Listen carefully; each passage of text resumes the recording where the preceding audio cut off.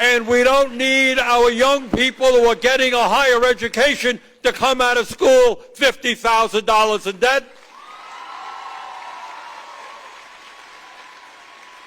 Not a radical idea to expand the concept of public education and say that every public college and university in America should be tuition-free.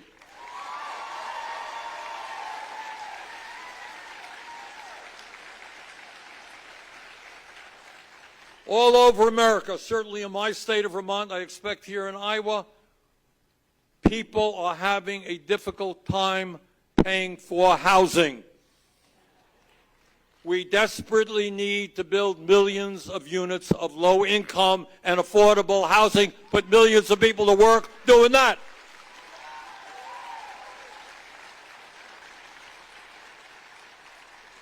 And despite what Trump thinks, we understand that climate change is an existential threat to this planet.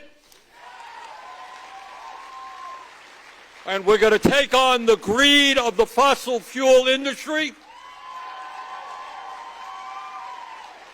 who put their short-term profits ahead of the future of this planet. And together, we will not let Trump and his friends divide us up. We are going to fight to abolish all forms of bigotry.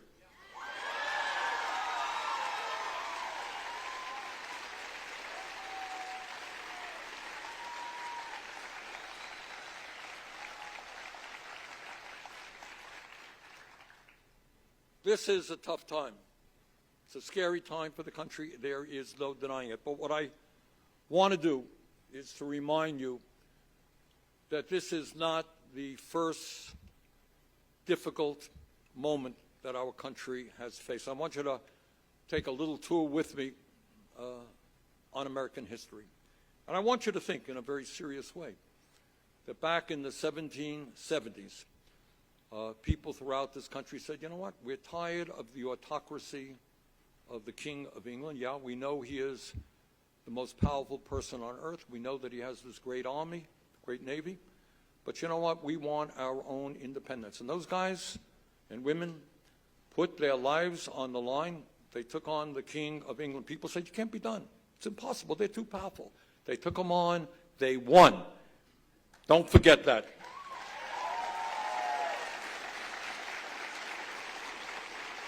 People said it was impossible, but they did it. And I want you to think about that when this country was formed, it was only rich white men who had the right to vote. And working people over the years, it did not happen overnight. People said, you know what? We want the right to vote as well.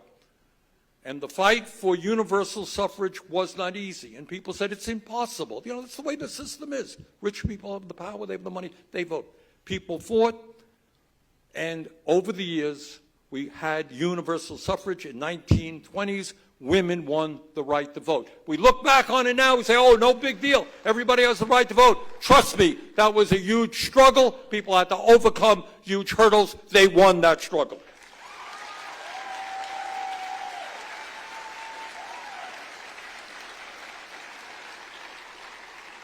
And in the 1850s, 1860s, people stood up and said, slavery is a moral outrage. It must end in America. And God knows how many tens of thousands of people fought and died to end slavery. It was difficult, but it was accomplished.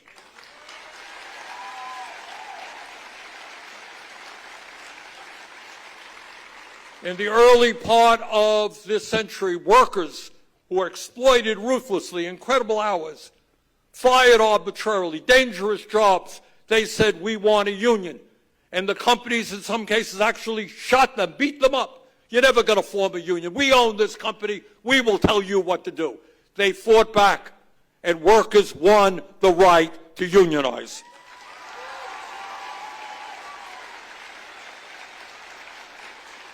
For God knows how long, how many decades, women said, we will control our bodies, not the government.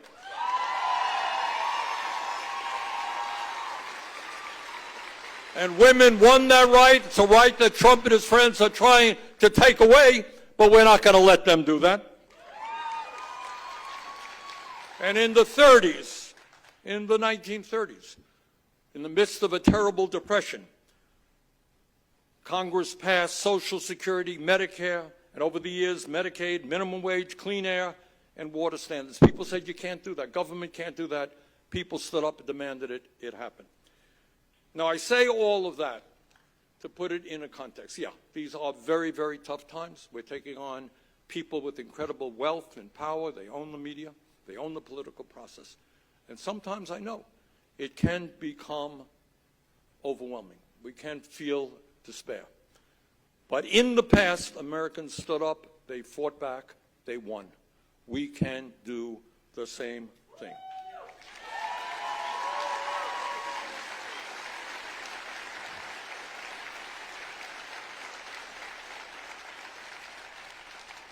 So let me conclude by saying that my coming here today is by no means the end of my involvement in these struggles here in Iowa and elsewhere.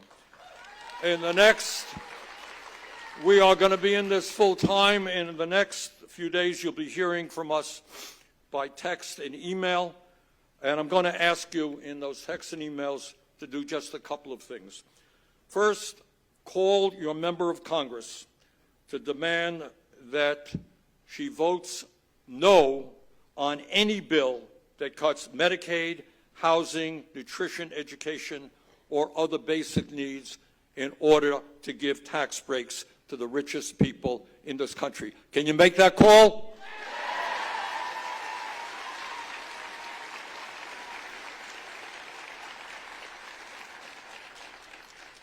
Secondly, demand that your member of Congress hold a town hall meeting with you.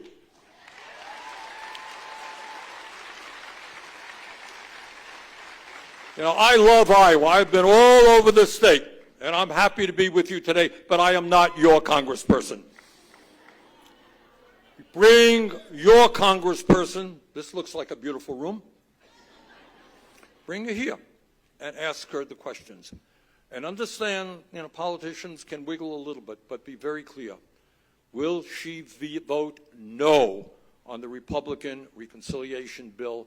No tax breaks for billionaires and cuts to programs that working people need. So, brothers and sisters, I honestly believe that we can take on Trumpism and defeat it. We can.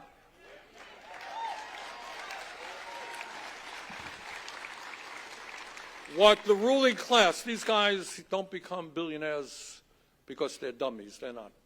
They're very smart guys. They work very hard. And one of the things that they do, which is very powerful and effective, is they essentially get the word out in one way or another to the people of this country that says, look, we're multi-billionaires. We own the media. We own the political process. We own the company that you work for. We got the power. You don't. And there ain't nothing you can do about it. Your job is to work for us. That's what your job is.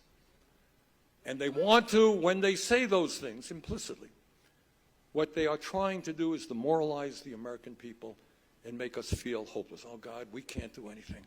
That's what they want you to believe. It ain't true.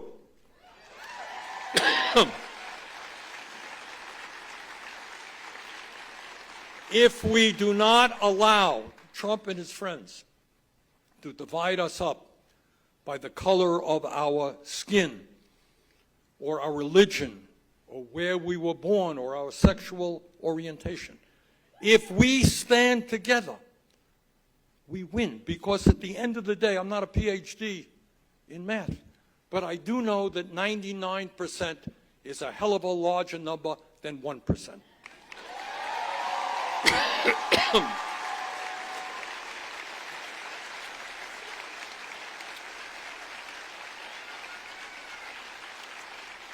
So now is the time to go outside of our comfort zone.